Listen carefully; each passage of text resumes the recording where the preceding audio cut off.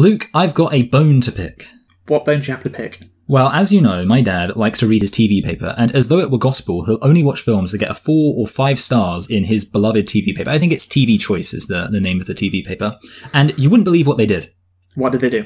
They gave 3 Billboards Outside of Ebbing, Missouri 3 stars, even though it is my favourite film that we've reviewed so far on this podcast. Can you believe it? Yes, I can believe it, Michael, because 3 Billboards isn't woke, as they say, so... I think that is the reason why it's been knocked down. Is that not correct?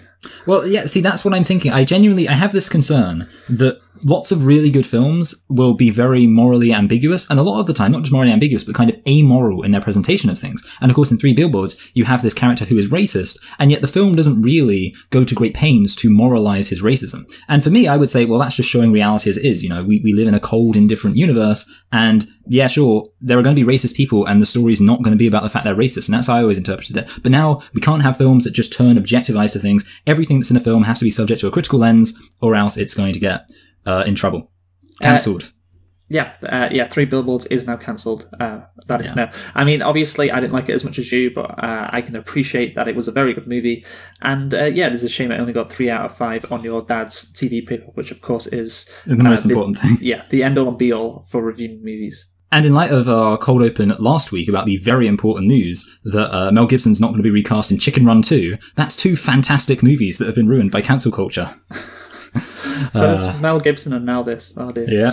Oh dear.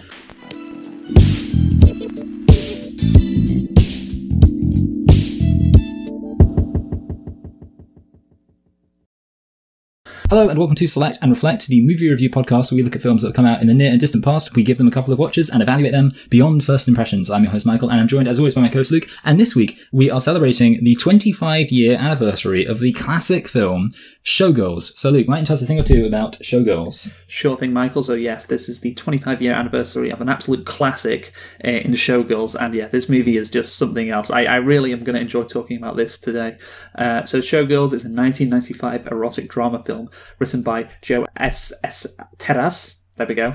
Cut the first bit out and put the next one in, please. I'll just jumble it together. Yeah. And directed by Paul Verhoeven. It stars former team actress Elizabeth Berkley, Cal MacLachlan, and Gina Gershon. The film was released on September the 22nd, 1995 in the United States, so we're almost at the 25-year anniversary. And Michael, can you tell me the budget for Showgirls? I would think this is quite low budget, but not as low budget as you'd think. So for me, that feels like maybe 14 million? No, actually 45 million. Whoa. Yeah, that's... That is crazy. I mean, we'll get onto the box office after, but just the actual budget, 45 million for this, I mean, I was surprised when I saw that as well. I mean, I really don't know what they spent all the money on. Yeah, exactly. What about the box office? How much did it make? I feel like it possibly didn't do that well, just because, obviously, who would want to be seen watching this in the cinema? But then I do remember the episode of The Simpsons where they parody this when Homer and Marge go to see it. So I guess I'll maybe say it made about its money back, maybe 50 million. Only 37. So yeah, maybe not a lot of people like Homer. I remember that. Yeah. What was that scene where Marge says, I'm going to give you the great... No, Homer says, Marge, thank you for giving me the greatest gift known to man or something. Yeah, it's on the one where Bart takes behavior-modifying drugs and he becomes really well-behaved. So then they're able to go out to the film and basically, I think it kind of summarized Showgirls because it's like, you get the boobs out and he's like, oh, this is great. And then Marge is like, and I'm enjoying the interpersonal conflict between the dancers. And it's like, there we go. Yes. It's like something for everyone. Yeah, well, Except kids. At the beginning, maybe it was rejected, but it had a lot of success after, as we'll get into now. So it was from perverts. Sorry? From perverts. Were they buying it at a Blockbuster saying, I'd like to rent a copy of Showgirls, please. This was before internet porn, so maybe. It was produced on a then sizable budget of $45 million, as we said. And significant controversy and hype surrounding the film's amount of sex and nudity preceded its theatrical release. So normally that's good for a movie, a lot of hype and controversy, but clearly not. The film was rated NC-17 for nudity and erotic sexuality throughout, some graphic language and sexual violence. Showgirls was the first, and to date only, NC-17 rated film to be given a wide release in mainstream theatres. So literally to this day, the only one ever in the United States to be given a wide release, which is quite incredible, really, still to this day. Yeah, I mean, I guess I can see why. There's lots of... It's basically just a point where the boobs become monotonous. So, if anything, it's kind of weird because you think about like a film like Wolf of Wall Street is far more shocking, and you almost feel like if this film's going to get... It's kind of weird. It seems like it's just a matter of pure numbers. Like, it's like the number of boobs. And it's like, oh wow, there's like... They've got a lot here, so it's like, oh, it's going to be NC-17, but for some reason Wolf of Wall Street can have like everything to the extreme excess, and they're okay. So really, it just seems like a weird thing they've got with their ratings. Because I wouldn't say this is the most controversial film to ever get a wide release. It was the 1990s, that has to be taken into account, and it was the first of its kind. It was just back when The Simpsons was considered controversial. Exactly, yeah. I mean, we talk about it a lot when reviewing these movies, and we go back to the moral panic of some of these movies that were released in the 90s, and it's just crazy how much things have changed in that regard. But why did it bomb at the box office and only made $37 million? Well, there was 100 staffers across theatres in North America that were playing Showgirls, and just to ensure that patrons would not sneak into the theatre from other films and make sure the filmgoers were over the age of 17. So very hard then to get into this movie if you were under 17. And obviously the restrictions, and coupled with the poor reviews, made the film a box office bomb, and grossing just $37 million, like we said. But it did enjoy success on home video, generating more than $100 million from video rentals, allowing the film to turn a profit. And again, I think that is generally because this was before internet porn, and this was that really does feel like... I bet you had like, like you have kids getting all the money together and trying to get some adult to buy them some beer from the shop. It's like that, but it was like, hey mister, can you go into the store and rent us a copy of Showgirls? We got the money. Yeah, something that was widely available and well known and contained like a whole lot of nudity. So I imagine that was the reason why it did so well on video, and perhaps people were maybe embarrassed to go and see it in the movie theatre, perhaps, in America. That is something that definitely could have led to the massive video sales compared to the awful box office results. But anyway, Michael, let's actually get into the movie itself. And did we like it? Did you like Showgirls? No, not really. No, just no. I'm going to say yes. Well, maybe, okay, I feel like you can say it was pretty fun, and I will say there was some things I liked, but overall I would say I didn't exactly enjoy the experience. I mean, I can see what I guess you're probably going to get to, which is some zaniness and some might say so bad it's good kind of territory. But I'll say, like, I could see it there. For me, it wasn't quite enough to go into the experience of enjoying it, but it wasn't the worst thing ever. I think this movie, for a variety of reasons, is amazing. And this movie, I think recently people have started respecting it more. And there are it is a case of it's still so bad it's good, but there is some, I guess, satire that was missing from the analysis of this movie at the beginning that has later come on. And I really am now enthralled with this movie and everything it represents. It is a very interesting piece of art. This is you in the 90s, the Blockbuster, trying to explain what you're buying. That's great. I'd like to buy something. I'm really enthralled with the satire. Yeah. It's such a wonderful piece of art. Verhoeven really takes things to new heights in this. Just stood there in your trench coat, like. I'm really excited to analyze it as an art film. No, that's just an itch there. That's nothing. I'm just itching myself. Sorry. No. No, that's the thing. That I genuinely think it is as we shall get into. I do really like this movie and all that comes with it. This would be a good thing for you to do a video essay on. Like your Showgirls analysis. It could be like, Showgirls is a subversive masterpiece. I mean, that's the thing. It can. Yeah, well, we'll get into it. I think, I could see how somebody could do like a video essay on this. Oh, well, somebody has. I watched the video on it, and it confirmed the point of the video was to show that, yes, it was kind of a subversive masterpiece, but I would tentatively agree with that, which we'll get into. But I genuinely do love this movie and all that comes with it. So, Michael, shall we get into the nitpicks? How many nitpicks do you have? I've got 4. You've got 4. Okay, I also have 4, so you go first. Okay, I'll go first, thank you. So one really basic, and you could say, and maybe this is just because it was early and I wasn't quite used to what was forthcoming, but I just thought it was so stupid of her to forget her suitcase in someone's car. You just, who forgets a suitcase when you're traveling? So that's the point.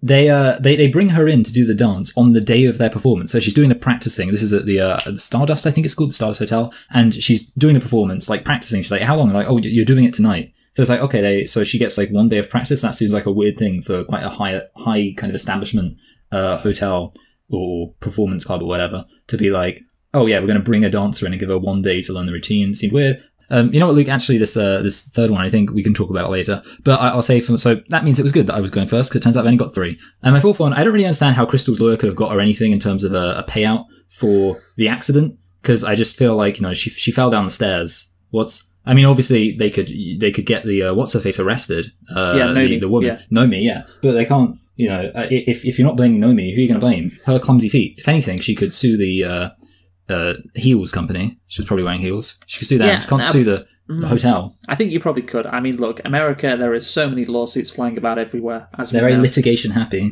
Yes, so I imagine you could get a lot of money from that. So anyway, Michael, we shall move on now. Wait, what about your 4?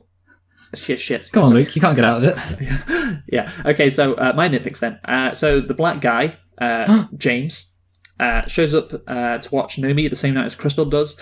And that's a bit of a coincidence, but I don't know how he's allowed to wander into the private dance area. And a bouncer comes after 2 minutes and goes, "Hey, you want it? You've got to pay for it." It's like, shouldn't you? Where did you go? Shouldn't you just always be there? Is that like your only job to make sure people don't wander in? He's looking out for a brother. You don't understand that, Luke. Okay. Next nitpick: Nomi's friend Molly says 4 more classes, and they're going to have to give me that degree. And obviously, there's a lot of bad dialogue, but that. In this movie, but that right there, I'm just really confused because it's like, of course, that's how it works. Yeah, you should see her when she's buying a house. She's like, oh man, 3 more mortgage payments, and they're gonna have to give me that house. It's like, yes, that's how it works. Yeah, this is what college is. You go to classes, you pass tests, and you earn the degree. There is no way on God's green earth. I know that they're doing a joke here, but there is no way on God's green earth that nobody would not know how to pronounce Versace correctly. That there is just absolutely no way. It is a very famous brand, and I cannot imagine someone like her, who is clearly interested in fashion, would not know how to pronounce Versace correctly. I'm sorry, that is completely unbelievable. And she is rightly mocked for it, but yeah, she should never get that wrong in the first place. It's because she's so poor and down to earth, Luke. Yeah, exactly. You gotta understand it, man. You just like, which if anything is kind of the opposite, because I feel like a lot of kind of very poor people spend their life kind of, I mean, not all of them, but would be kind of focused on these designer brands. Because they'd be like, that shows what they're aspiring to, you know. I feel like a lot of you listen to these the rap music the kids have nowadays. They're always talking about their Dolce and Gabbana. Kanye West has a line in one of his songs. Yeah, I can't even pronounce nothing past that Versace. Versace, yeah, which I think might be a reference to Showgirls, because obviously, you know, she pronounces it exactly like that incorrectly. But yeah, I think it's. I just think it's ridiculous. Of course, you would know how Versace is pronounced. What you don't realise is that Verhoeven, in his limitless genius, was actually predicting Kanye West's lyric. Yeah, he is a visionary for sure. And the same guy who picks her up at the beginning picks her up at the end. I know there is a thematic reason why this is the case, but nevertheless, it is a huge coincidence, and I have to nitpick it. So yes, there we go. Those are my nitpicks, but I think obviously this movie isn't.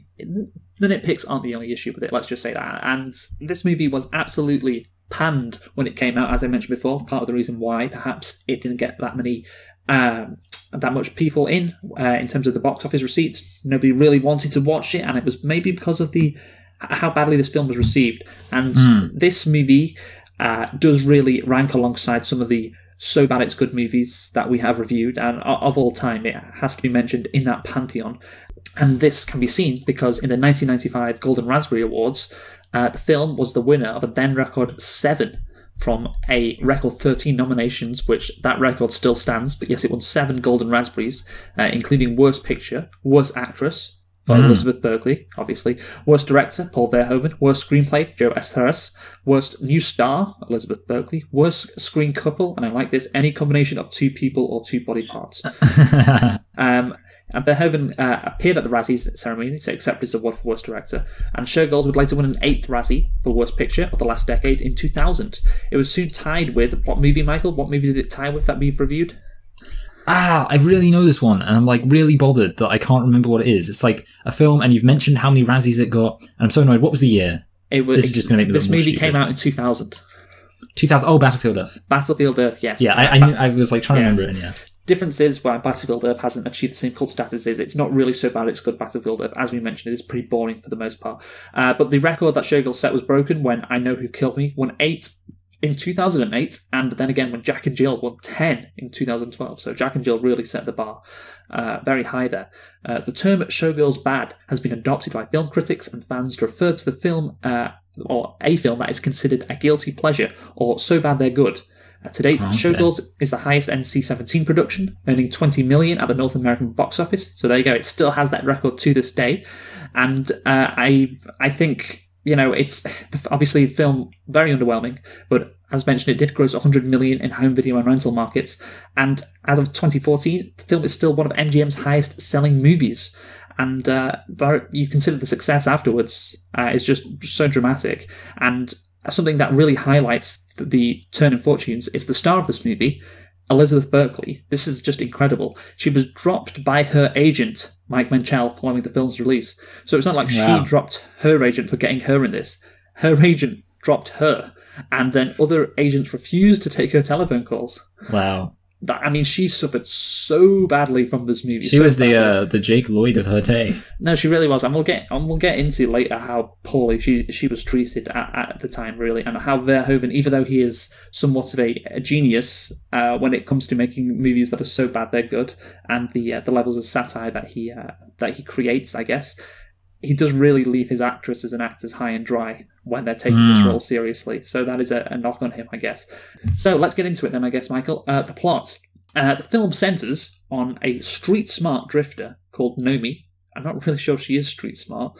I think that's one of the points of the movie. But anyway, who ventures to Las Vegas and climbs the seedy hierarchy from stripper to showgirl.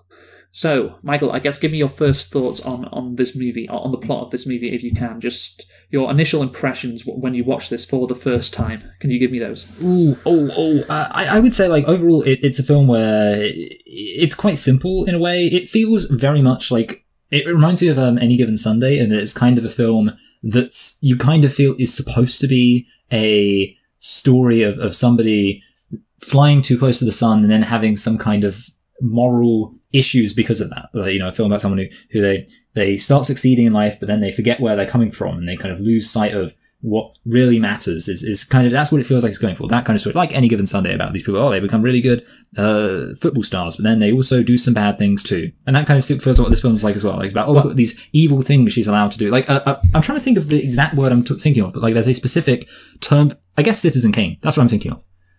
Now I think about it, I just realised. I'm thinking of Citizen Kane, which is, of course, what this film is exactly like. And I feel like that's the kind of thing, a Citizen Kane style film about somebody who they start making it big and then they become corrupted. I feel like that's the skeleton structure of this film. I'm not right. Yeah. I think the themes are slightly different. But yes, I get what you're saying, obviously.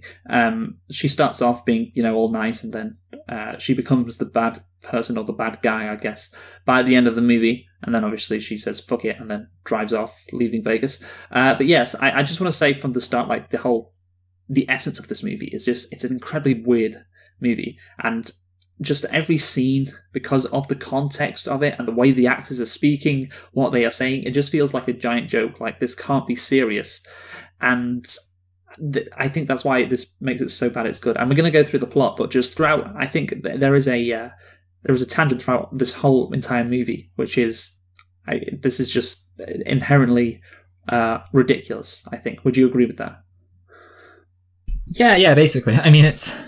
It is ridiculous, yeah, exactly. And it feels like so much. The thing is, what I will say, and we're going to get into this in a minute, but for me, a lot of what I found ridiculous about this film is attached, I think, unsurprisingly, because it's a character study, is that it all lies a lot on the main character. But I would say that there is some other stuff that kind of just happens around it. It does feel a bit ridiculous, which again is also attached to things like the dialogue. But overall, yeah, it does feel a bit odd.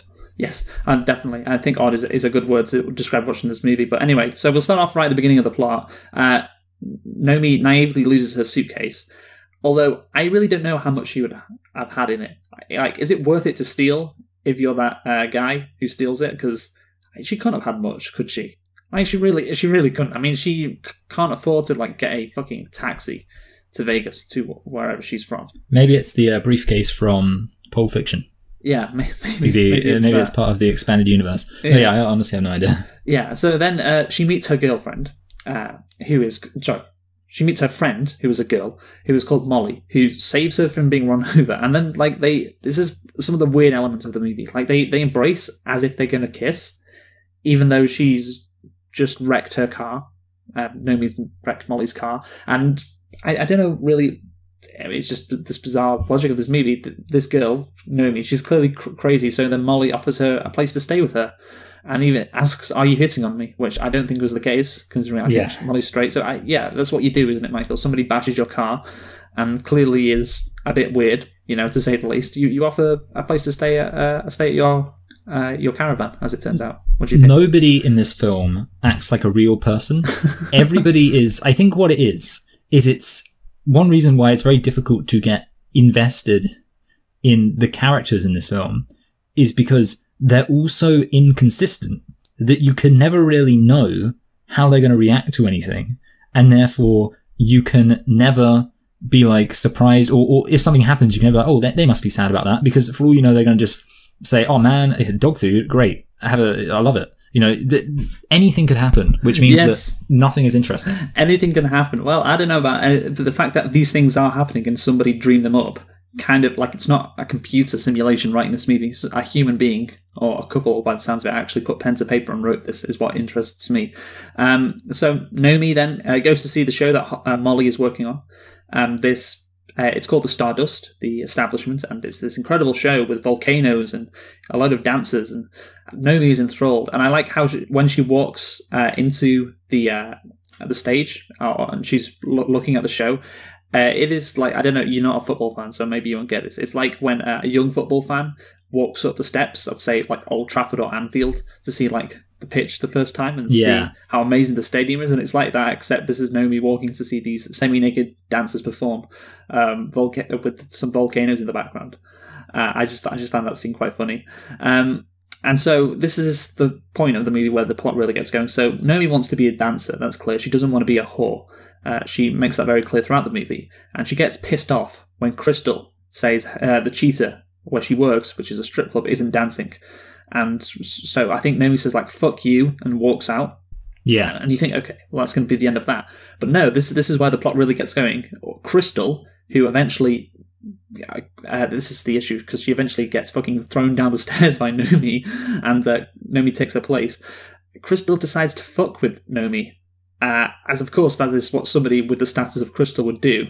I mean, she's got nothing else on. She's like this star of this very popular show in Las Vegas. She decides to taunt and tease Naomi for some reason by going to the Cheetah and making her do a lap dance. And I don't know why is she so obsessed with Naomi from the It's very for some reason what I have in my head is like the Truman Show, and the idea is as if like it seems to, I can imagine it would exist for the mentality where you think like you're the main character of a film and everything that happens, everyone's really interested in you. When in reality, like basically no one else feels real because, I mean, I mentioned several reasons why I don't feel real, but because they seem to just be inexplicably, like you say, interested in the main character solely to progress the story of the main character. Like you have to think like, how would Crystal even exist independent of the fact that Naomi exists? You just can't imagine she's a real person. Yeah. Just imagine Crystal in a different world when Naomi doesn't exist. What's she doing with her life? Who knows? Yeah, I know. It's just like Naomi is the main character, so therefore Crystal has to be obsessed with her. And of course she's sexually attracted to her, that's clear, but like just going this far to fuck with her after she just literally said fuck you and stormed out the room, like that was it, is quite crazy. But anyway, we get an introduction to a new character. Is a black guy called James, who also is obsessed with Naomi, so she's got two people that are obsessed with her now. And basically he bails her out of jail. And that was good, Ryan. Thank you.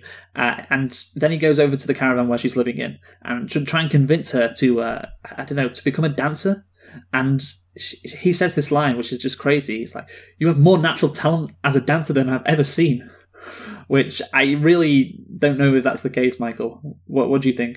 Do you think Naomi has some incredible dancing talent? No, and even within like the language of film, they don't really communicate like that. Like I feel like they could have, obviously you don't have to hire as your actress the best dancer in the world, but they could have just some way through the way they present her dancing, the way they present people's reactions to her dancing, have been like, made us believe, oh yeah, she's a really talented dancer. It's not that difficult. They do it in Billy Elliot, I guess. But yeah, in this film, it's just like we're just kind of told it. We just see her kind of flailing around, And then afterwards, this guy's like, which is why, by the way, when you find out that actually he's just, well, it's not clear. Like, it's kind of implied at some point that he's saying this to all the women to try and bang them. And like when that happened, she was like, oh yeah, that's completely believable, because the film has in no way communicated that Nomi is in fact a really good natural dancer. So I could completely believe that this guy, James, is just saying this to all the women. And then later on, you find out he's like, no, actually, oh man, I wish I'd stuck with you because you're a much better dancer than this other woman. Yes. And it's very weird. It's like, okay, so at first I was like, oh, she's a really good dancer. I was like, oh no, she's not a really good dancer. Oh, she is? But you never know, because the film never actually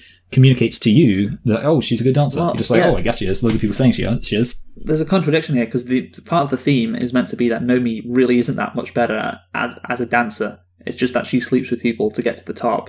And therefore, there is nothing more special about her as a dancer. But like this guy, James, who is meant to be some sort of like moral center of this film, which we'll get into, he does say, no, you've got more natural talent as a dancer than I've ever seen. So there is a contradiction going on there. And I do like how the scene ends when Nomi slams the door and James says, bitch, I'm telling you the truth. Like, just a fucking great way to win her over. It's just weird, the way James just drops the word bitch very casually. He's like, go get me a drink, bitch. It's like, okay, fine. Yeah, not the best Please would be nice.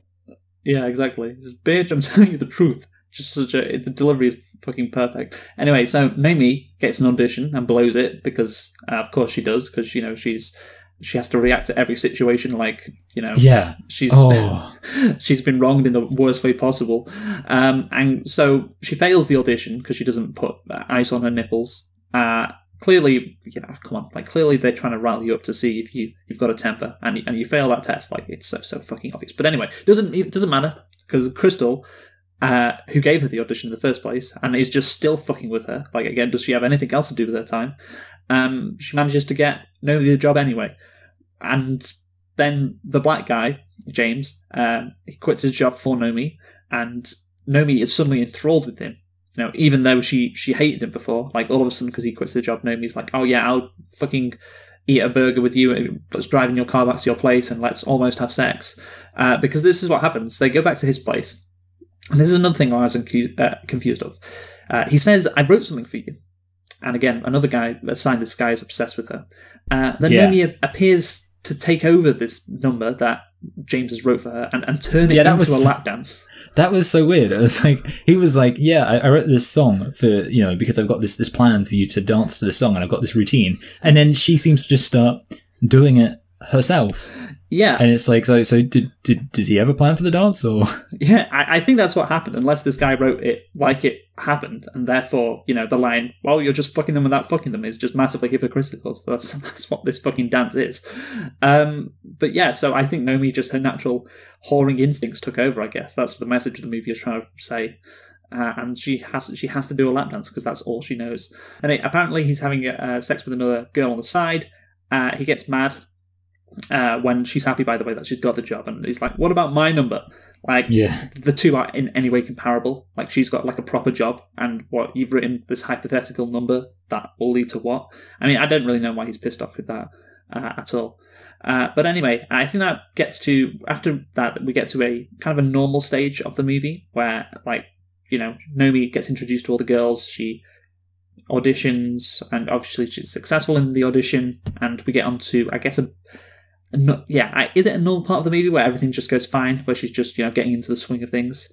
I do think this film went through periods of normalcy. So, Crystal wants her back again. And as we mentioned, she gets her this job, and they have this weird sexual energy. And then they have this dinner where they're in the middle of this mall in Las Vegas, and they have a conversation which comes back to the central point of the movie. Are you a whore if you dance with your tits out? Now, Crystal says yes. Nomi, she just wants Nomi to admit she's a whore. It's like a Return of the Jedi with Luke and the Emperor. Like... Yeah, Crystal. Strike me down and you'll prove you're a whore. Exactly, and that's literally what she does. She has sex with the producer to get the job ahead of Crystal. So Crystal's right. But I did find it quite similar to the Empire. Return of the Jedi, Luke and the Emperor. And Nomi insists, like, no, I'll never be like you. Some really great dialogue. But then they go back to the stage. And then, yeah, they almost kiss, and Crystal says, "Yeah, you are a whore." And it's just like...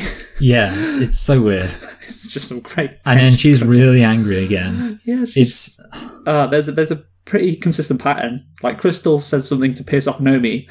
Nomi gets really angry at her and then walks away. But yeah, so this is where this movie takes a turn.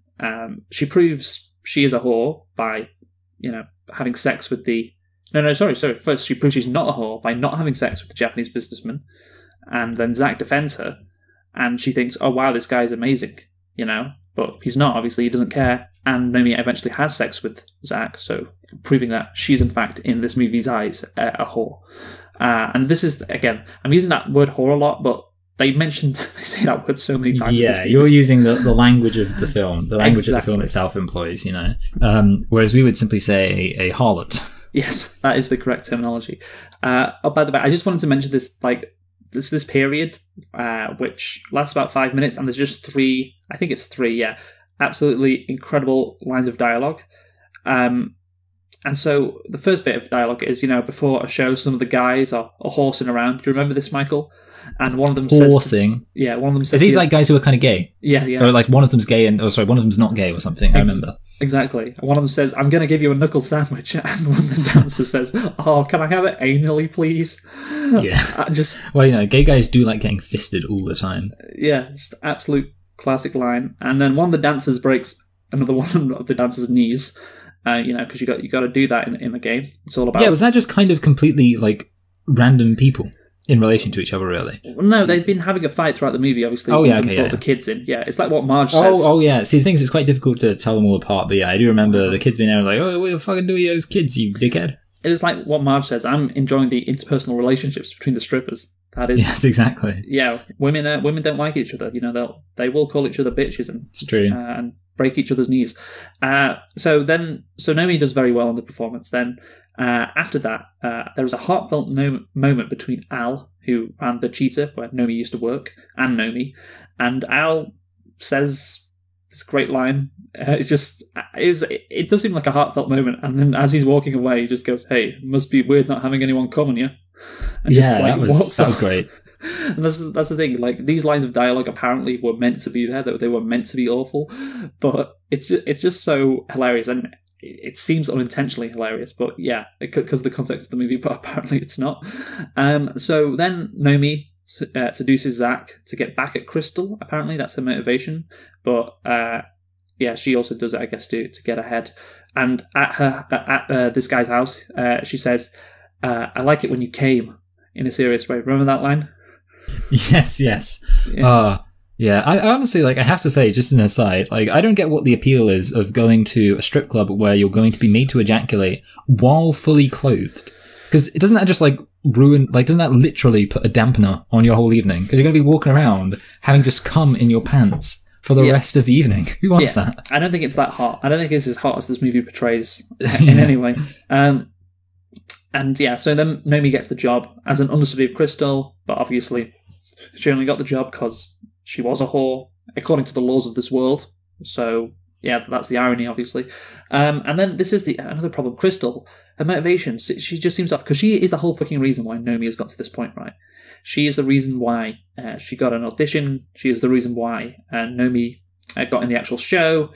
And then she seems pissed off that Nomi is the understudy.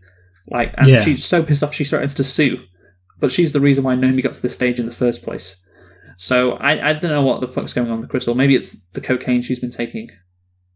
Just rotting her brain. She doesn't know what she wants. And obviously this causes... so Nomi's pretty pissed that she's lost this understudy job. And it causes her to push Crystal down the stairs. And the thing is, watching it, it's incredibly obvious that she's done it. And apparently nobody saw. I mean... How would Crystal fall like that without getting pushed? And how would none of the girls who are standing behind Nomi not see that? Tell me, Michael, how would this happen? This film makes it seem like it would be very easy to get away with pushing someone down the stairs, definitely. Apparently you can just slam straight into them and just really, really put your all into just pushing them down those stairs right in front of everyone and no one's going to notice. Yeah, it'd be okay if there was nobody around. But there's a whole fucking group of girls behind Nomi, and there would be some people at the bottom of the stairs as well who perhaps could have seen it. And so the only girl who claims to have seen it is the girl who fucked up the other girl, but they don't establish that Nomi knew that the girl had fucked up the other girl, so why would this girl cover for Nomi? I'm not sure. But yeah, maybe it was a deleted scene or something. But anyway, so Nomi then becomes famous. This is the end of the movie. Molly loses respect for her, but then wins it back when she meets Andrew Carver. And then we have a scene which is kind of completely out of the whack with the rest of the movie, I feel like. But again, it does have a thematic reason, I guess. What scene is this, Michael? I'm going to guess it's the scene of the brutal sexual assault. Yes, indeed. Molly gets raped and then stumbles back into the party, which... With just blood all over her. Yeah, it's kind of crazy how it does come out of nowhere, but again, I guess there is a reason for it. And then Andrew Carver, who's the guy that raped Molly, gets away with it because he's a star, and Nomi, threatens I guess she just wants them to call the police, because of course, someone's been raped, and her friend in particular. So then her real identity gets found out, and it's like, oh, this studio, the Stardust, knows all about her, and they have power over her, so she can't do anything. And so then Nomi decides I'm just going to beat up Carver and then run away from it all. And then that's the end of the movie. She basically is like, nah, fuck this shit, I'm out of here. And there you go. So again, we're going to touch on some of the themes, but that's a rough idea of the plot, because it is, at the end of the day, quite a simple plot. I went through some of the inconsistencies, particularly with Crystal and her motivation, and just like the weird sexual energy, I guess, between Nomi and various other characters throughout the movie. But yeah, I think overall it is quite a simple plot with just some bizarre elements thrown in. What would you say to that, Michael? No, yeah, overall the plot is just, it is a mess, and I think basically at the core, it is very kind of character. Well, the thing is, it is a character study where it's almost impossible to get invested in the characters because it's so inconsistent. Because lots of the big character beats seem to come out of nowhere, and because the characters are quite hard to relate to. Yeah, it's just a issue. And I would say like some of it's a bit crazy, and that's kind of funny. But overall, it is just a bit. Almost every single scene, it could be like you might as well not even know who any of these characters are, because any previous knowledge you would have had of these characters' actions is not going to inform it in any way. Like the final scene, as far as I'm concerned, could be just anywhere in the film, because she's probably just going to get in, and then the guy's going to go, hey, where are you going? She's going to go, fuck you, and storm out of the car. You have no idea. So. Yeah, again, the characters are written very badly, and I guess this is why we should talk about Nomi, who of course is the main character. And I mean, okay, we do like our protagonists who want to make it big. They're the spunky underdogs, full of heart, who don't take any crap. That's a character archetype which our audiences like to see, right? But just Nomi just takes it to the absolute extreme. Like, she is so annoying. She just gets pissed off by absolutely everything, and she has to do everything again in the most exaggerated way possible. And she's so fucking stupid as well. Like, I had written down, she's like a fucking child, and then I put in a little dash and I said, from having a strop to being ecstatically happy. I can't remember the context of that, but it doesn't matter because it could almost apply to any point. I think It's like, I remember she's really upset about something. Then she goes to meet Molly, and Molly says like, hey, we're going to go get some food or something. And she's like, yeah! And she's like really happy. And it's like, it's genuinely just like a child. Like, she's really upset, like having a little cry. And it's like, hey, do you want to go get some food? And she's like, yeah!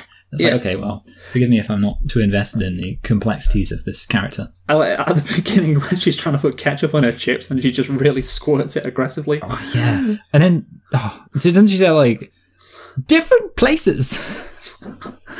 I don't remember that line, but yeah. That's when someone asked her, where are you from? Yeah, so she says, like, she says, like, back east, and they're like, where back east? And then I swear, it's like she squirts the ketchup, and then she says, different places. Just lie. That's so weird. Just say fucking St. Louis. Like, nobody cares. It's true. Yeah. And she's just, you could compare her to a child. I think she's like a little dog who is aggressive all the time. That's kind of what it is. That's how I feel what she's like a chihuahua, I guess. But I have read, by the way, it wasn't, obviously, I mentioned Elizabeth Berkley. She got just absolutely ruined by this movie. Nobody wanted to be her agent. Her career just crashed after this. But Paul Verhoeven actually directed Liz Berkley to play this way, to be so aggressive, which I don't know why, because it just takes away from the theme, which we'll get onto. Because Paul Verhoeven, he's an action director, right? He did RoboCop, Starship Troopers, Total Recall. I think like he's only really done action films. They're not really known for their subtle, nuanced characters. And therefore, I would say that it's entirely reasonable to suggest that Paul Verhoeven just isn't very good at direct. Because when you think about it, if you're an action director, you want your characters like, you know, he's directing like Arnold Schwarzenegger in Total Recall, and obviously you don't really need to be worried then about how the characters say things, because they're not really, you know, Arnold Schwarzenegger never acts like a normal person in any of the films he's been in. So maybe it's just a matter of he really is just terrible at playing or getting real actors to give real performances. He's like, yeah, make it intense. And, you know, maybe when it comes to characters, he's a genuine Tommy Wiseau. Maybe he's kind of good at directing RoboCop going blam, blam, blam, blam, blam. But when it comes to actual characters, he's like, you're tearing me apart. Yeah, well, that's the thing. Like, he claims it's a satire, which we'll get into. So maybe there's a reason why Liz Berkley played Nomi like this. You have to think maybe there is a reason, but I just don't see why she would be like this. If you just kept her performance normal, surely it would not distract from the overall theme and the message you're trying to go for with this movie. But yeah, I guess here's the thing. I do feel sorry for her. I think she's doing fine, obviously. Like, I'm sure she's got a lot of money, you know, she could be in worse situations, but yeah, just to have just the most embarrassing performance maybe of all time, perhaps. Like, is there anything more embarrassing than this performance, Michael? No, yeah. I mean, I think in terms of also the context, it's just not, because you think about like Halle Berry obviously was terrible in Catwoman, but she already had like a kind of established career in other things. Like, I think she won like an Oscar literally the year before she did Catwoman or something. Yeah, probably. Anyway, yeah, I think in I don't know, that film with, maybe I'm thinking about different things. Anyway, well, it's because of the nudity as well that is coupled with it. It's not just you're an awful performance. That's it. You know, like there's new performances, and it's and also she was a former Disney star, right? She was in Saved by the Bell. Yes, she was. Yes, so this was her career getting going. Yeah. Yeah, so you think about how kind of much of a extreme pivot that is, where like loads of people who know her, lots of, I guess, the good favour she's going to have in the industry is going to be associated with her role in this children's TV show. And then to immediately go to a really, you know, very adult film like this. Yes. And then on top of that, to not act very well, it's all going to be a kind of make a situation where it's like, so what do we do with her? Like, to be honest, if I was an agent, and I had this woman who, like, her two big things were Saved by the Bell and Showgirls, where she didn't do a very good job acting, I'd kind of be like, I don't know what I'd do with this person. I mean, to be fair, she could have starred in, like, trashy action films after this. So maybe that's what she should have gone for. But this was just so embarrassing. Just so embarrassing. God. I mean, it is one of the reasons why I guess this movie is lampooned as much as it is, and why it is so bad it's good, because of her performance. But yeah, it's just such an awful performance. And again, I do feel a bit bad for it because Paul Verhoeven wanted to act like this. So yeah, well, I will get on to why maybe that's the whole Elizabeth Berkley situation is kind of a meta moment in terms of the themes that this movie presents. But let's get on to the sex scenes first, Michael, because I think you'll agree with me. They are hilarious. What do you think? Yes. So I should say now that I was going to drop one of these as my nitpick, but I think you rightly said that it would be more fun to talk about it in a different context. And that was, of course, I referred to it as the flopping dying fish routine. Yes. That we see. That's the thing. I was watching it, and the first thing that came into my head was, oh, she's flailing around like a fish, like a dying fish. And so you thought the exact same thing. And I've watched, I think it was an Honest Trailers on this movie, and they said the exact same thing. So yeah, I think everyone's thinking that, because that's genuine. And it's like, it's kind of weird, because combined with the fact that she was in like a Disney film, I don't know if it'll say it was Disney, but I'm just going to say Disney because that's my perception of American culture. If it's a children's sitcom, I just assume it's from the Disney Channel. So based on that, you just think to yourself, has she had sex before? You know, that's like because you just think like she goes from like children's programming to then just like, oh, this is what the sex is, and she's going, bleh, bleh.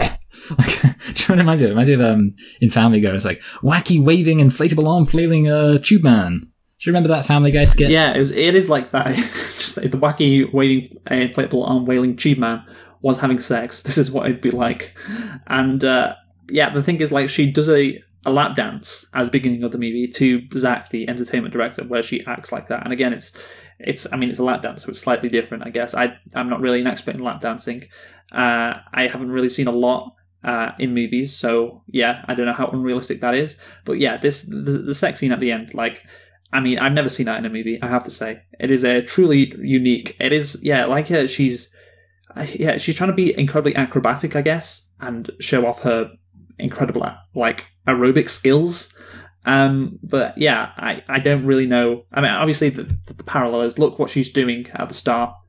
by getting a lap dance, and she's doing the same thing here. It's just actual real. They're actually just having sex. It's the same kind of thing, what she's trying to do.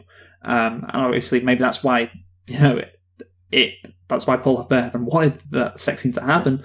But still, it is just sex has become a performance to her. Don't you see, Luke? Yeah, I know, but it's just like I get you're trying to make the parallel, and it's about the theme, I guess. That's why she's doing it. But it's just so stupid that that's all you can focus on. And there's a problem with this movie, and it's going to be a reoccurrence, I guess. It's just this fucking crazy stuff, like these sex scenes, just completely distract from the message of the movie. Anything else to say on the sex scenes or any other the dancing? You want to talk about the dancing, didn't you? Yeah. So basically, with the dancing, obviously, it is also very sexual. There's lots of especially if you include the pole dancing and stuff like that in there. But overall, I suppose it should just be pointed out that there are probably some people. I mean, you watch like a film like La La Land or West Side Story or Cats, and one of the things you might be interested in is how good is the dancing. And in this film, I would say that the dancing is fine as a spectacle. I don't necessarily say, I wouldn't say like that it's worth it, but I would say that it is probably well choreographed. And I think, just the dancing on its own, I'm like, okay, although the thing is, it is a bit kind of, it's too much relying on the nudity aspect, and it's not actually that impressive as dancing, I suppose. So unfortunately, I guess it is kind of on the lower end of the dance spectrum. But it is something there that you can appreciate if you want to. Yeah, obviously you'd think all the girls would have to train incredibly hard to get to, the stage where they're doing these things. And of course, like, it is impressive. But yeah, certainly, I don't know, does it add to anything? I'd say no. I guess, yeah, there's nothing like that makes you think, yeah, wow, that's and also, actually, I think one of the other things is that it's I don't know if the dancing is very well shot, and I don't think the kind of set design for the dancing is great. Because you think about like something, West Side Story or La La Land, where it's well shot, and also they've got like these vibrant colours and things like that. Whereas in this case, and there's like dynamic kind of in West Side Story, of course, they're interacting with all the stuff around them, and because of that, you say, oh, the dancing choreography is very well done. But in this case, it's usually just shot at like a kind of medium distance slat angle, and they're all kind of the same colour, and the smoke everywhere. So it's not got as much going on as you might want in your elaborate dancing sequences. Yes. Okay, so now shall we get into the cult status of this movie, Michael? Yes, let's do it. Okay, so this is just quick because obviously this movie is so bad it's good, and this is, before we get into the satire and the themes, this is what I think people remember it most for, being like so bad it's good and being a cult movie. According to writer Naomi Klein, ironic enjoyment of the film initially arose among those with the video before MGM capitalized on the idea. MGM notices the video was performing well because trendy 20-somethings, that's definitely us, were throwing Showgirls irony parties, laughing sardonically and implausibly at the implausibly poor screenplay, and shrieking with horror at the aerobic sexual encounters. The writer, though, however, maintains that the humour was intentional. What Paul Verhoeven and I had in mind was something darkly funny. We went through the script line by line and were really laughing at some of it. I defy people to tell me a line like, "How does it feel not to have anybody coming on you anymore? Is it meant to be funny?" And again, that's kind of that's true, but yeah, it's meant to be funny. See, I have a point of this is my issue. I do think there is a point at which that sounds self-aware, but I think there's a chance it might not be self-aware, which is there's funny and there's funny, because you could say, oh, it's funny in a sense of like, oh, we and I don't know, like maybe there's other stuff to indicate that, but that line alone, just saying, oh, that line's funny. Well, maybe they wanted it to be funny, as in like, oh, we like this character, and there he is saying one of his quirky little lines, because obviously the thing is you could say, for example, a classic example I think of is they cut you from the team from Jurassic Park: The Lost World, where obviously it says, the gymnastics, like they cut you from the team, and obviously it's pretty obvious that Steven Spielberg wanted that line to be funny, but he wanted it to be funny from a point of like, oh, isn't that a kind of funny little thing for him to say as like a thing after that thing? Whereas most people are like, oh, that's funny because it's such a stupid, unrealistic thing for a character to say in a scenario. So I do wonder whether or not when he says it was supposed to be funny, does he mean it's supposed to be funny in like the way of, oh, isn't it, that's our favourite little owl saying that line again? Or does he mean it's funny as in, oh, that's really stupid, I can't believe you'd say that, what a dumb film this is? Because I don't know, yeah, it sounds self-aware, but is it? I don't know. Yeah, I'm not sure either. Again, we'll get into, let's get into the satire now, because there has been a revisionism when it comes to this movie. So critics such as Jonathan Rosenbaum and Jim Hoberman, as well as filmmakers, have gone on the record defending Showgirls as a serious satire. Jacques Rivette called it one of the great American films of the last few years. He said that in 1998. Though very unpleasant, it's about surviving in a world populated by assholes, and that's Verhoeven's philosophy. Quentin Tarantino has stated that he enjoyed Showgirls, referring to it in 1996 as only other time in the last 20 years that a major studio made a full-on, gigantic, big-budget exploitation movie, comparing it to Mandingo. For Jonathan Rosenbaum, Showgirls has to be one of the most vitriolic allegories about Hollywood and selling out ever made. And here's an interesting line. Verhoeven may be the bravest and most assured satirist in Hollywood. Insofar as he succeeds in making big genre movies, no one knows whether to take seriously or not, Michael Atkinson has written. Very interesting. So obviously he did this with Starship Troopers 2 years after this. Yeah, that's the thing. Starship Troopers because Starship Troopers was originally not well received. Yes. Is that right? Yeah, that is correct. Yes, that is true. But Starship Troopers, I think, has a stronger claim than this movie, which we'll get into. But yes, well, that's what I was just thinking too. Yeah. Yes. So in Slant Magazine's 4 out of 4 star review, Eric Henderson rejects the so bad it's good interpretation and lauds the film as one of the most honest satires of recent years, stating that the film targets Hollywood's morally bankrupt Star is Born tales. Which is true, I guess, but how far does it go? That's what I'd say to that. Chon Noriga suggests that the film has been misinterpreted and the satire overlooked because the film lacks the usual coordinates and signposts for a critique of human vice and folly provided by sarcasm, irony, and caustic wit. Okay, so, Michael, is this movie a satire? Is this movie actually a masterpiece? Is it so bad? Is it not just so bad it's good, it's actually just good? And we're all misinterpreting this movie, just like with Starship Troopers, because that is definitely now a movie which people understand what it actually was doing. Is this in the same category? Tell me. I actually think that's a very big question, which I could actually understand somebody doing a serious analysis of, because that woman was saying about kind of signposts and how you can kind of usually indicate when something is not satire. I will say what it reminds me of is people talk about CinemaSins, and obviously lots of people say CinemaSins is bad for film criticism because they make loads of stupid points as if they kind of matter, but also a lot of the time CinemaSins makes straight up false claims about films. And then the response is, well, CinemaSins is satire. They're satirizing nitpicky film reviews. But then the issue becomes, well, hold on a minute. A lot of the time CinemaSins will also make very legitimate or attempt to make very legitimate criticisms. And the big question that a lot of people who love to talk about CinemaSins will ask is if it's satire in such a way that you can't really tell whether or not it's satire, is it very good satire? And I feel like that's kind of the question here. And overall, yeah, I don't want to monopolize this because I'm sure you've got something to say. And I think it is a big question. I would say on the surface, no. I don't think it's I would not read this as satire.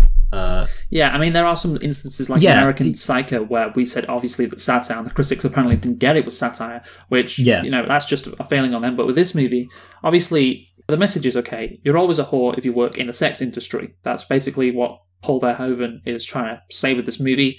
There is no difference between a pimp like Zach and a regular pimp. I think the black guy, James, actually says that at one point. And he is the one that kind of sees the truth. The sex industry is just about, quote unquote, whoring you out. The Stardust, is it that different to the cheetah? But of course, there's this point in the movie where he performs this great, well, not great, nobody says it's great, but this routine in the cheetah, and he gets booed and he gets told he sucks. Remember that? And yeah, and that's oh, well, he's trying to tell the truth. He's trying to do something differently, but the punters in the strip club don't like it. That's how I interpreted that. And I guess I did watch a video which kind of tries to make the case that Showgirls is a satire. And the video is titled, "Is Showgirls a Misunderstood Masterpiece?" Yeah, I looked that up and I did see it. The thing is, I will say it's funny. I haven't watched it because I was while you mentioned that you saw a film review, I just kind of Googled Showgirls good video essay. I think was literally what I Googled, and it came up. So I haven't watched it because I just when you were mentioning it earlier, I found it. But basically, I will say it's funny that we started off by talking about how there's lots of people who are criticizing Three Billboards by over-intellectualizing it, because I think there's one of the much bigger issues I see a lot nowadays is people trying to say that films are good by over-intellectualizing them. I think that happens. I mean, the biggest example in recent years, I would say, is The Last Jedi, where people ignore all of the completely crap stuff when it comes to the structure and character motivations not making sense, just because they say, hey, you know what, The Last Jedi has big themes about the hero's journey and the conventions of your normal fantasy adventure film. And say, okay, yeah, it's fine, it's got those themes, but does it employ those themes well? Does it kind of communicate those themes well? And yeah, people say, like, I mean, I've heard people say, like, oh, the Lorax is good, because actually it's a subversive critique of how, you know, consumerism creates an existential tailspin that you can't escape. And, like, people, that's the thing, it's become like a thing now amongst this video essay community to just try and get a take where you say, oh, actually, this thing is intelligent, in a way. What? But not, when you actually look at the film and ignore what this person's saying, like, you can make anything seem smart if you overanalyze it. Okay. But when you actually look at what the film is, yeah. Well, let's see if you agree with this video, because I watched it and I basically took down some of the things that the person who made the video was trying to say. And she said that the qualities that Nomi is trying to distance herself from are the exact same qualities that the Vegas showrunners want. This is what they want from her. They want the sex appeal. That is what gets Nomi ahead. Obviously, she, at the start of the movie, gives lap dances, and then how does she get to be, you know, at the top of the tree? Well, she sleeps with the entertainment director, Zach. So her willingness to sell sex is the reason why she goes so far. And that's the thing. It is, you know, why are the sex scenes so weird? Or why is the lap dance scene at the start so, you know, similar to the sex scene when they're in the pool? It's because it's the same thing. She's basically doing the same thing. That's the reason why I guess the sex scene was so weird. And so the video person who made this video essay then goes into saying, well, you know, it's stardom. That's what she's trying to get. She's trying to get stardom, but she never actually gets it. And it is why the movie is set in Vegas, is because it is like Winning in Vegas. Winning in Vegas is a myth, an idea that, you know, gets people like Nomi distracted while the producers run off with all the money, and the producers are the ones that actually have the power. Molly, of course, you know, she gets raped, and women, and this happens at a very high point in the movie. Like, Nomi's made it, and it's very interesting that it happens at this point, because I said before, going through the plot, isn't it a bit weird that Molly suddenly gets raped? Like, well, where did that come from? And it's a thematic reason to remind people that women are only, again, pawns in this game in Vegas. Like, when Nomi thinks she's made it, like, her best friend gets raped, and it's just a reminder that this can happen to, you know, people who are, you know, who are women who don't actually have the power that all the men have in these situations. And obviously Nomi ends up in the same pickup truck where she started. And here's the thing. There is this is where the satire for me gets, that obviously it's meant to be satirizing. Hey, look at these dreams. They're actually not, you actually can't do it. You actually can't make it. Are they just actually satirizing the sex industry in Vegas? Like, oh, these people think they're stars, but they're actually, you know, just whores. They're just exactly the same as the women in strip clubs. Because I'd say, yeah, obviously, like, that isn't that surprising. Like, yeah, that's the thing. It's not really a great thing to satirize, because do many people believe that Crystal's a big star, or that Nomi's like a big star? Like, does anybody believe that? So then you have to go. Yeah, it's kind of like, I don't know, it's kind of like making a film where the point of the film is like, there's this person and they're a porn star, but they want to be a cam whore. But guess what? In some ways, being a cam whore is similar to being a porn star. Yeah. And it's like, yeah, that's like basically say like, this person, okay, they're a stripper who, you know, is very concerned about not being a prostitute. Mm-hmm. However, what they want to do is go on stage and dance topless to be ogled by men. And when you think about it, here's my revolutionary take. Those two things are kind of similar. Yeah. It's like, yeah. Like, when you were saying, I mean, I think you basically said the main thing I was going to say. The thing I was thinking is, and almost harkening back to Requiem for a Dream as it happens, but if they wanted to make that point more interesting, they could have added some other element to it. Like, they could have shown how maybe the owl is maybe like a small time guy who like runs a little strip club or whatever, and he's trying to make it big, but it turns out that he has to do something morally compromising in order to make it big. And then you'd have like the message of, oh, just in the way that these women have to in some ways sacrifice their own personal morality about sexual ethics in order to get ahead, owl has to sacrifice his own morality in order to get ahead. And in both cases, maybe say they get screwed over, and there's your parallel or something like that. You know, you would need to have kind of like, because obviously what you're saying is they're satirizing basically being a performer in Las Vegas. Mm-hmm. And it's like, I could already imagine that being a performer in Las Vegas, no matter what, is going to be a bit like being a stripper. Yeah, exactly. But yeah, to make it more interesting, they would have had to have added another layer of kind of cynicism and critique. This is what I was going to go into. So basically, there's the scene where Nomi says to Zach, the director, like, I'm not a whore. And Zach's like, no, you're going to be a big star. Your face is going to be up on the billboards, and you're going to make a lot of money for the Stardust. Yeah, and I just think, well, that is the satire, isn't it? Okay, like she's actually not a big star. She's actually being controlled by this person. But again, is it all that surprising that this stripping, sex industry or whatever is exploitative? That they're actually just selling sex? Like, of course they are. So then you have to, if you want it to be an actual satire, you have to go deeper. And this is where the person in the video essay that I talked about interprets things which I don't get. So she says, well, is it an allegory, this Showgirls movie, for Hollywood? Is it even an allegory for capitalism itself and the American dream, And I don't think so, because Paul Verhoeven doesn't get into that. And I think, that's the reason why the satire doesn't resonate. There's no connection to Hollywood or anything else.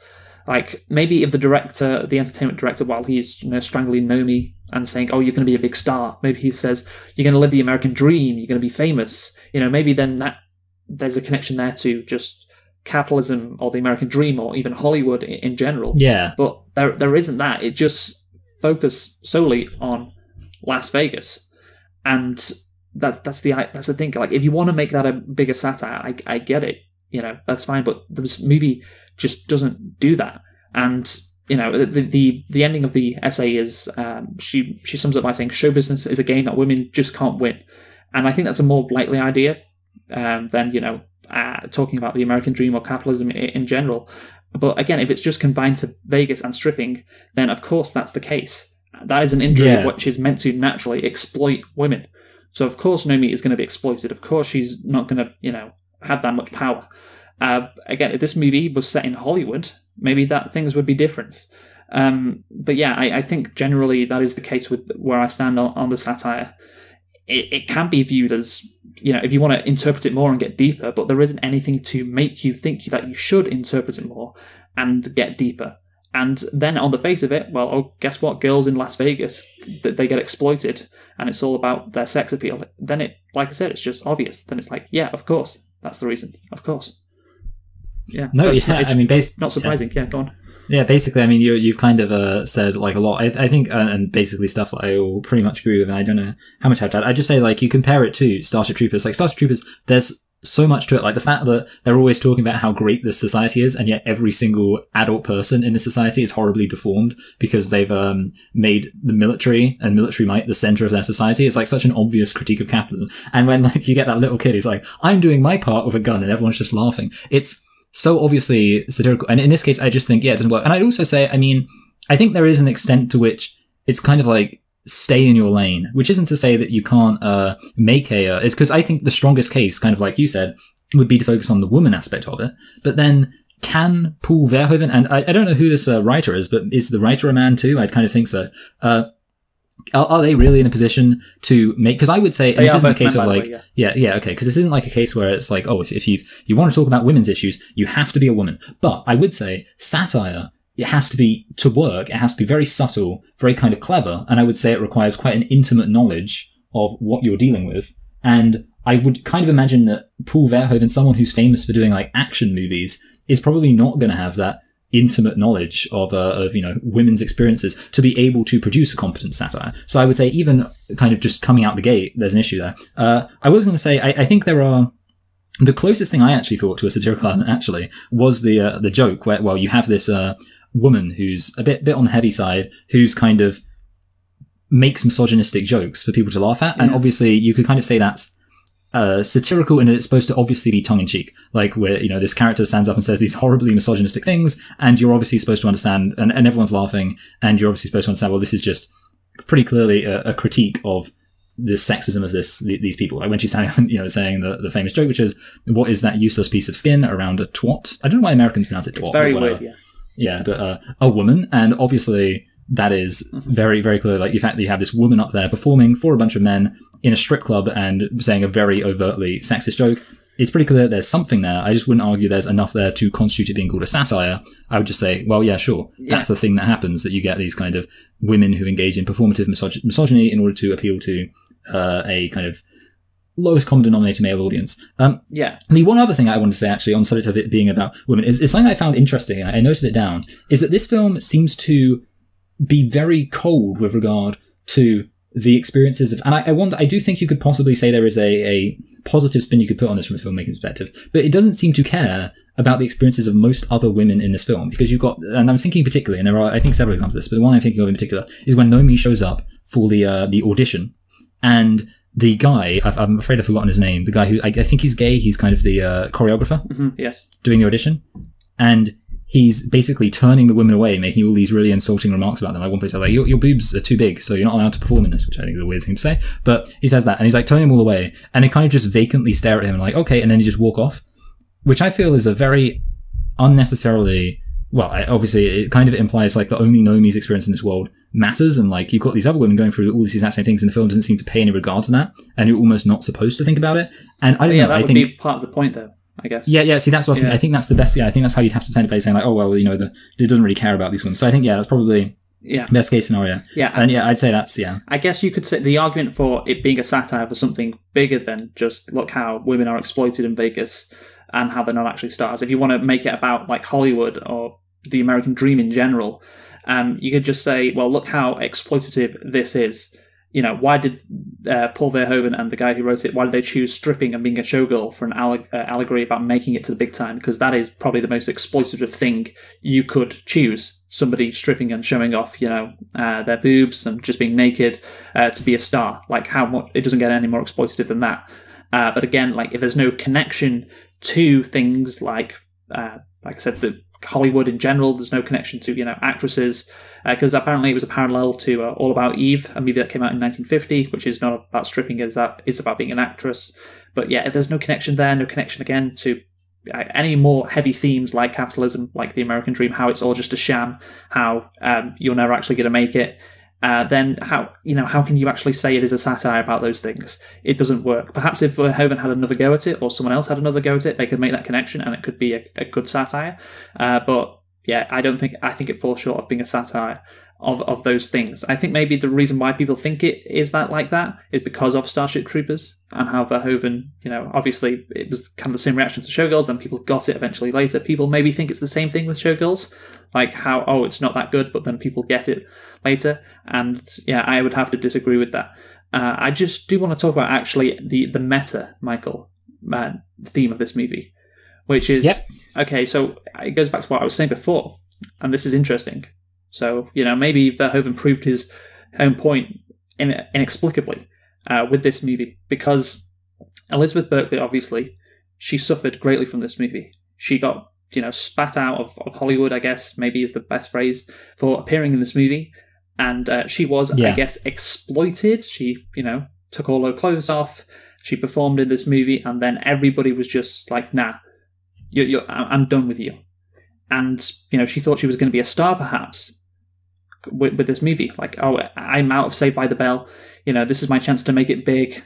And you could argue Elizabeth Berkley, there is a parallel with Nomi in this movie. And of course, Elizabeth Berkley is not a stripper. She's an actual actress in Hollywood.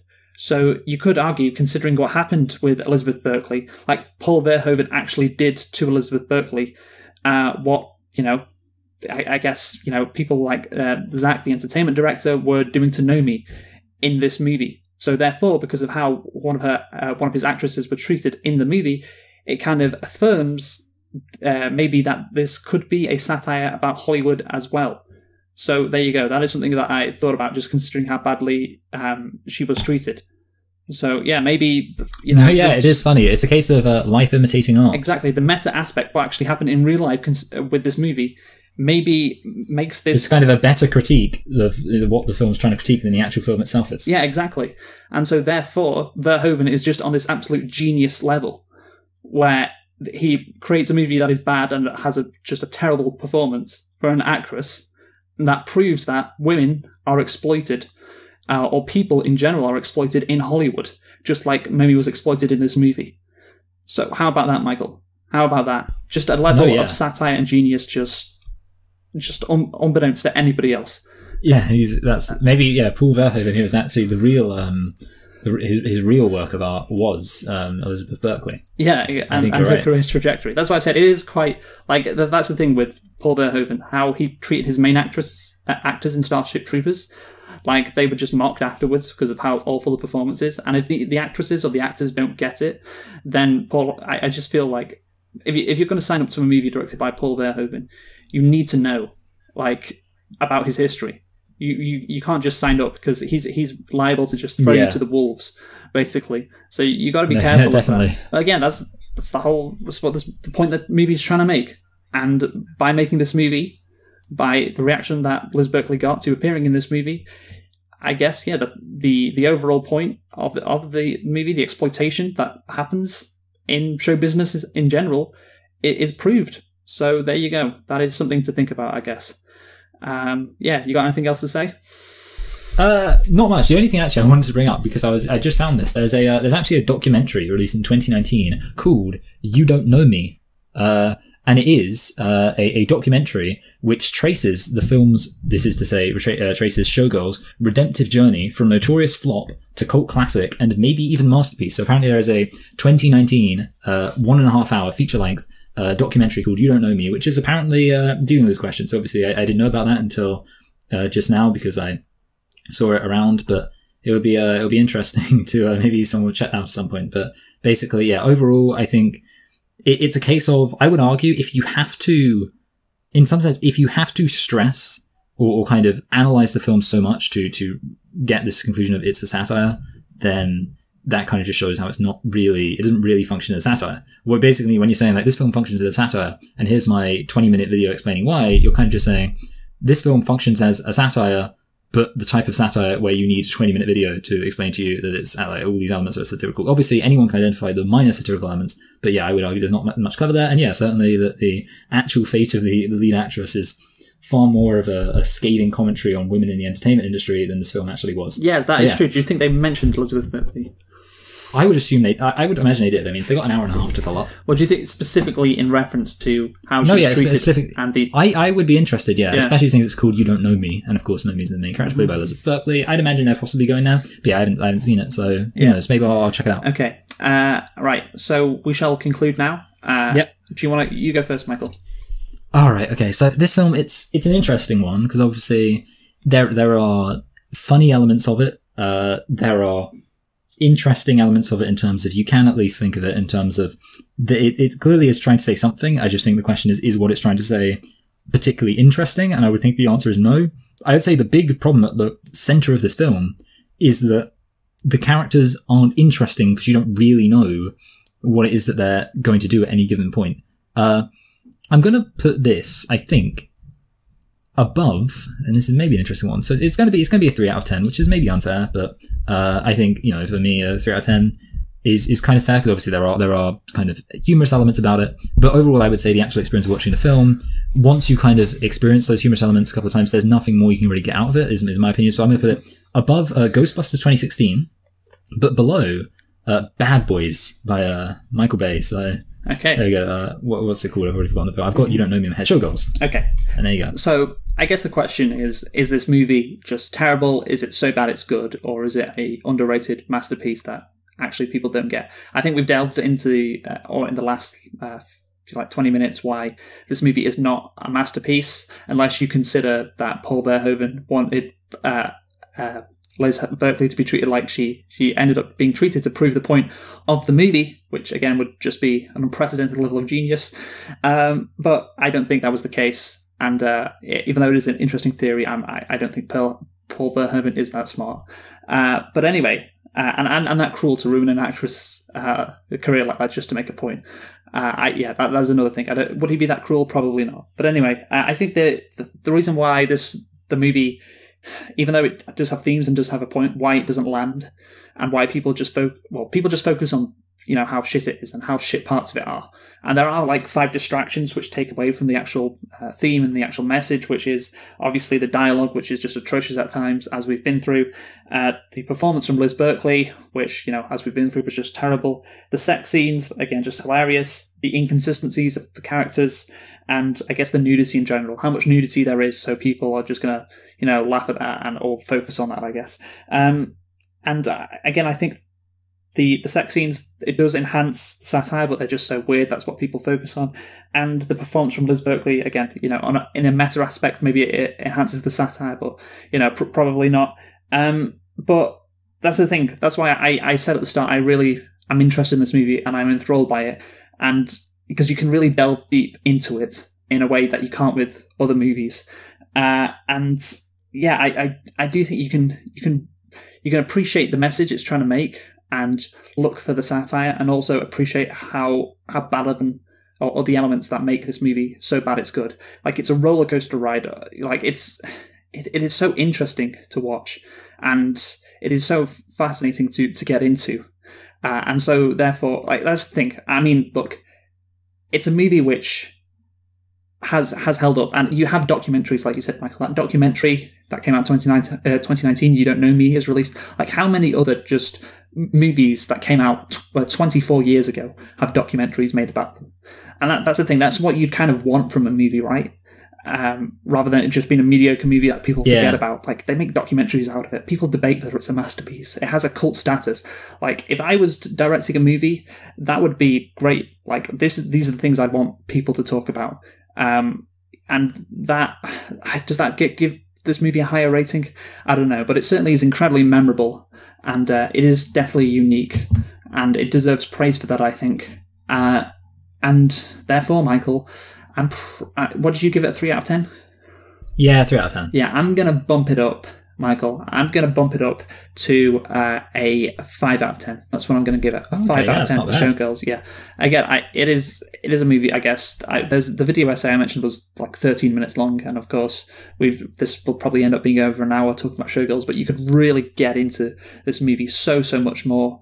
And yeah, do like a fucking docu-series on it if you wanted to, which has to enhance the film because of how interesting it is. And obviously, interesting movies, I do like them a lot more than just boring regular movies, which are perhaps better made and aren't that laughable, but just get forgotten. This movie deserves to be rated higher than those movies, so I'll give it a 5 out of 10.